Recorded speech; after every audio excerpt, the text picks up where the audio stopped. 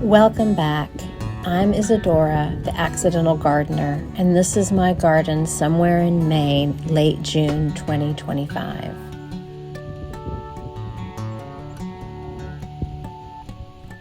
It's hard to believe that only a couple weeks ago the peonies were just turning into little buds about to explode, and now look at them.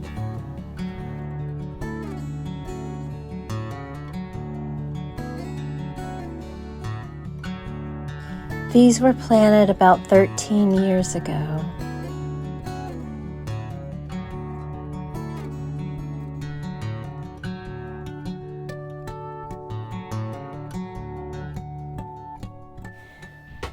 I planted this one just 3 years ago when my beloved companion, Mr. Chips, passed away. He was a very, very good dog. Every year when it blooms, I'm reminded that I was very lucky to have him in my life for the time that I did. I can imagine that he's still running through the yard and barking at deer. This little beauty I planted from a root about 3 years ago, and now she's finally making her appearance. This is her first flower. After a few days, she turned from pink to yellow. Has anyone ever heard of this before? Leave me a comment if you know what kind of peony this is. I have a few of these Carl Rosenfeld peonies throughout my yard, and they always produce beautiful blooms every year. It is a very hardy variety. Eugene would like you to know that he's also been hard at work at the garden. Currently, he is trying to eat all of the grass so I don't have to weed it out of the beds. It's also been a spectacular year for all of my bearded iris.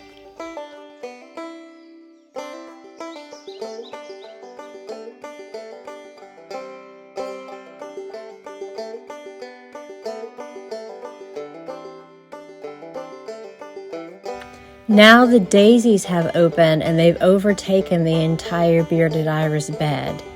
You can still see the little heads of the bearded iris peeking out, but it's the daisy's time to shine. I love how in the garden, just as one thing starts to fade, there's something new that is popping up to take its place, adding on another layer to the beautiful textures that make up the garden.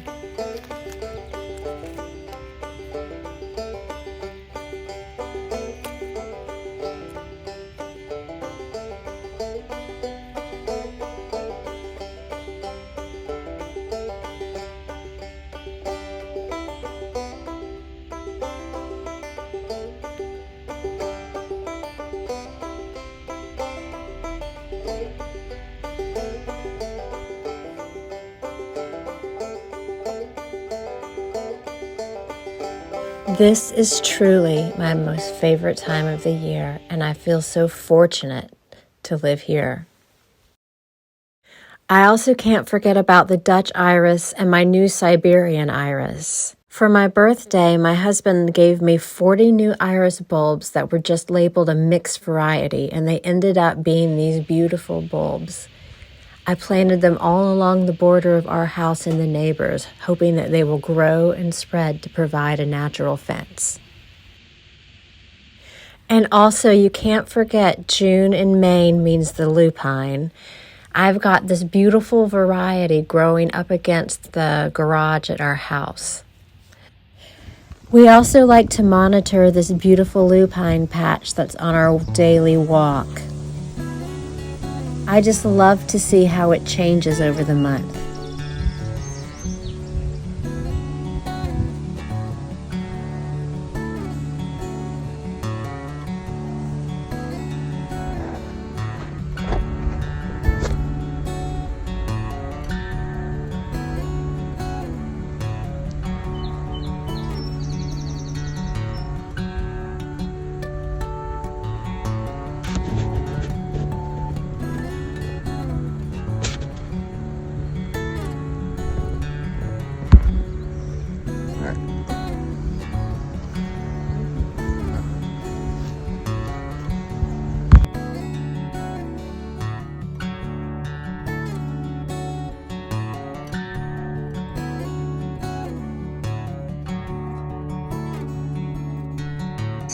As a member of the local garden club, I also spend some of my time in the community gardens.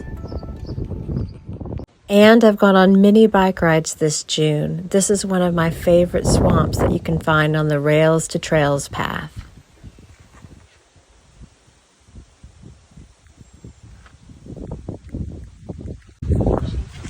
I made a new friend, an alligator snapping turtle burying her eggs. Where there, turtle? Where is the turtle?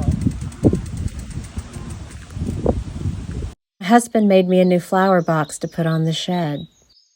And my dahlias are coming up in the fenced-in vegetable garden. But the rest of the vegetable garden has been very slow going. We had a very cold, wet spring, and I think this has something to do with it. The strawberries seem to be coming along, though, so soon we'll have berries for breakfast.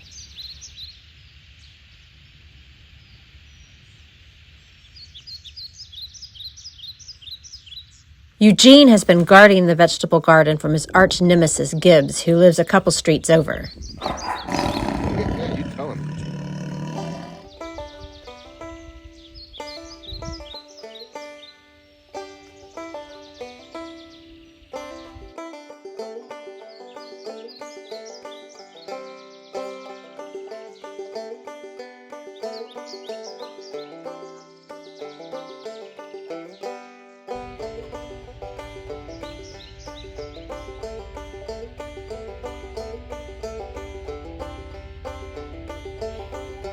I could just stay outside and work in the garden all day. So it's nice when a little bird like this goldfinch reminds you that warm weather in Maine isn't here for forever, so it's best to relax when you can.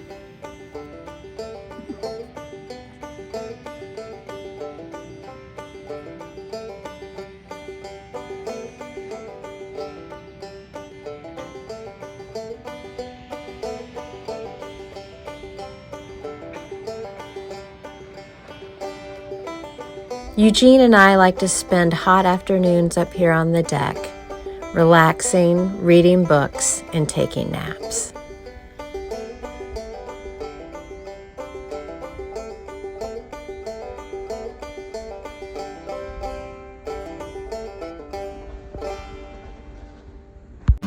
Until next time, play outside, get your hands dirty, and be good to one another.